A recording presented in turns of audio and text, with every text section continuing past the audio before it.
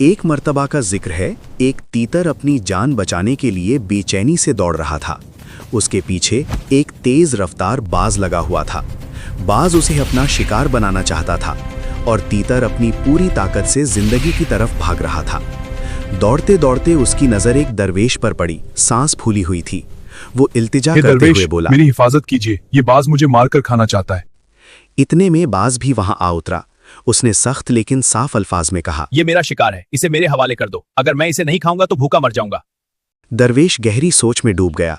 एक तरफ बेकसूर तीतर की जान, दूसरी तरफ भूख से तड़पता बाज। कुछ लम्हों के बाद उसने फैसला कर लिया। उसने पास पड़ा चाकू उठाया और अपनी ही टांग से गोश्त का एक टुकड़ा काट लिया।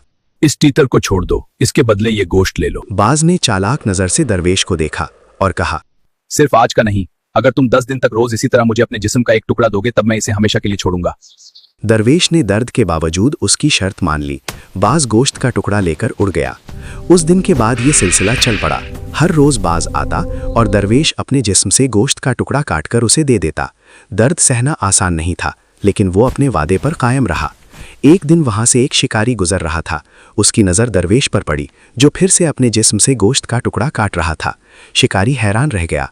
वो पास आया और पूछा, बाबा, आप ये क्या कर रहे हैं? अपने आप को क्यों जख्मी कर रहे हैं? दरवेश ने पूरा वाकया सुना दिया, कैसे उसने एक तीतर की जान बचाने के लिए 10 दिन तक अपना गोश्त देने का वादा किया। वो तेज आवाज में बोला, कहाँ है मेरा आज का हिस्सा? उसकी बात पूरी भी नहीं हुई थी कि शिकारी ने फौरन तीर चला दिया। तीर सीधा बाज के सीने में लगा। बाज जमीन पर गिरा और उसकी कहानी खत्म हो गई।